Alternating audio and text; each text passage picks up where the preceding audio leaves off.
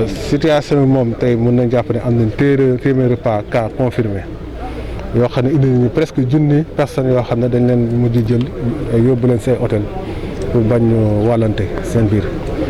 donc réunion bi nag dañ ci jublu woon surtout rek pour mën a xool fan lañ toll si liggéey bi en particulier ndax am na si yu si bees bi ñu fi mujjee tase centre de traitement amutoon si biir région bi suñ malade yi ñu ngi leen daan yóbbu Diamniadio mais léegi am nañu centre de traitement si hôpital régional mais également am nañu yeneen centre de traitement yi nar a ñëw yu armée bi abal nañ base militaire bi pour ñu def ko centre de traitement abale nañ également Guéréo donc am na ay problèmes yu si topp yoo xam ne fallait que ñu taxaw pour mun ko lijjanti boo xam ne centre yooyu dinañ mën a fonctionner na mu waree mais également ñi confiné ñi ngi commencé di bëri bu ñu weesoo junni fi mu ne nii si hôtel yi donc yooyu indi ay jafe-jafe effectivement fallait que ñu taxaw tamit pour xool yooyu problème bi confinement bi naka dañ ko mën a gérer au mieux waaw li xam ne nag mooy dellu soit tout le temps moom si réunion bu nekk mooy ni ñuy defee prévention bi gestes barrières yi toujours communication bi tamit il faut que ñu taxaw si communication bi gën a wax ak nit ñi balaa ngay réprimer parfois aussi sensibiliser mais également fexe tamit ba si mesures yooyu tam yoo xam ne nag répression la doon coercitive la doon mo ba si marché yi ba si quai de pêche yi ba si circulation nit ñi ak oto yi ak moto jakataay yëpp ñu ko mën a gën a réglé boo xam ne donc jafe-jafe yi ñu am si jamono yële dootul dellu saat te prévention bi ñu mën ko assurer totalement. sensibilisation moom dinañ ko gën a taral parce que je pense que sax yéen médias yi dinañ gën a ñëw si yéen.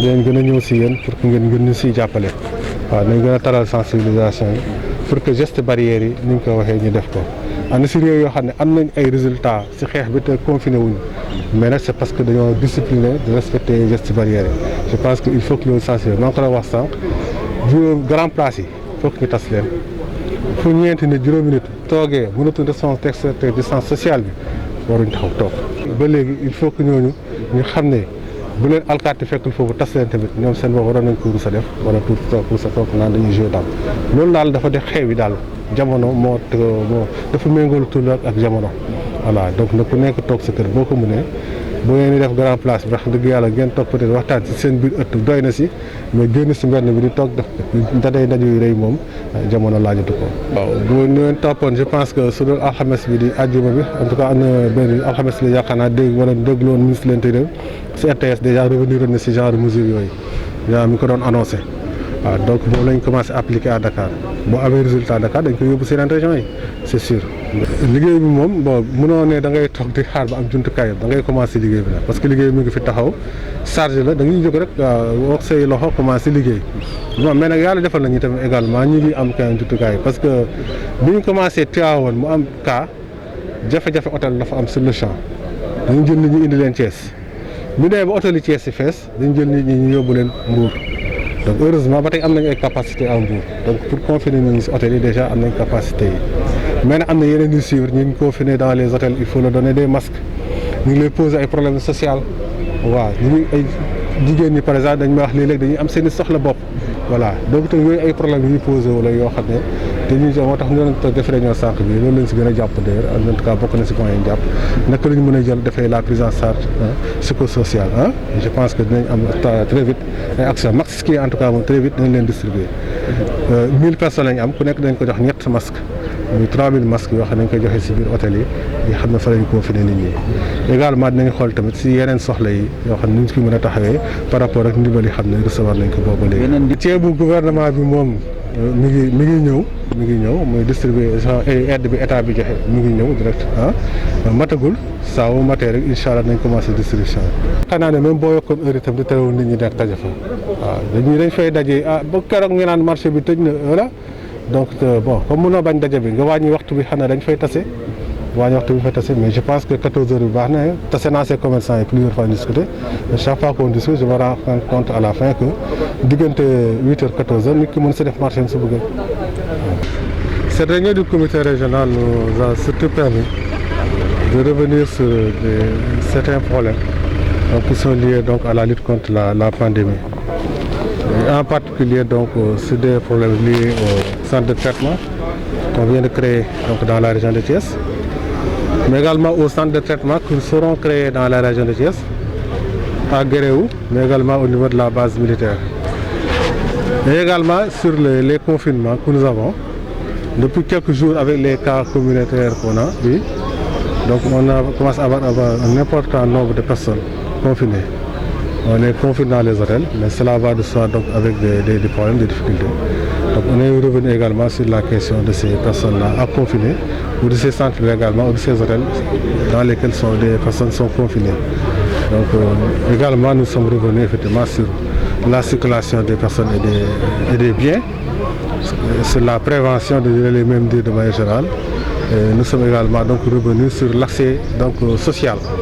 Parce que confiner une personne aussi, c'est prendre un père de famille souvent et donc la dépense quotidienne n'est plus assurée. Donc c'est ces aspects sociaux également, c'est psychosocial, hein? Également nous sommes revenus pour voir effectivement comment trouver les meilleures solutions. Maîtriser, tant qu'on aura des cas et surtout des cas communautaires, bon, donc nous on considère qu'il y a encore des actions à mener. Mais maîtriser également quelque part dans le sens où on arrive vraiment à trouver les contacts, on arrive à les confiner dans des hôtels et également qu'on arrive à faire démarrer notre centre de traitement au niveau de l'hôpital. Au départ, on n'en avait pas besoin, j'allais dire, mais après la deuxième vague de contamination, vraiment, le problème s'est posé et on a pu réagir et mettre en place très rapidement ce centre de traitement. Maintenant, il s'agit de le rendre plus fonctionnel encore. Bien sûr, cette question revient toujours. Parce qu'en vérité, c'est la base. Hein. La base sera la prévention. Ce n'est pas tellement le traitement, ce sera la prévention. Et chaque fois, effectivement, dans ces régions, ce qui revient, c'est les marchés. Ce qui revient, c'est les quais de pêche. Ce qui revient également, c'est la circulation des motos Jakarta. Et ça, c'est des constantes. Hein. Et les rassemblements, d'autres types de rassemblements hein, qu'on peut considérer comme modestes, mais qui, effectivement, peuvent poser des problèmes. Les rassemblements dans les grandes places aussi, il faut que les gens arrêtent cela. Donc, toute réunion qui pourrait aller au-delà de 3-4 personnes, où l'on peut pouvoir respecter la distanciation sociale, ça les 1,5 mètre, 2 mètres, qu'on demande de respecter entre 2 personnes, je crois que toutes ces sortes de réunions-là doivent être bannies. C'est envisageable, hein, parce que c'est même des mesures que si vous aviez suivies qui ont été même annoncées par le ministre de l'Intérieur. C'est des mesures qui ont été annoncées par le ministre de l'Intérieur. On commencera à Dakar, mais si ça donne des résultats à Dakar, on va également attendre ça à Thiès et dans les autres régions. En tout cas, pour ce qui est donc dans les centres de traitement, donc je pense qu'en général, les gens ont le matériel. Non, pas encore. Nous avons reçu une bonne partie du riz, bon, mais il faudra compléter pour le riz.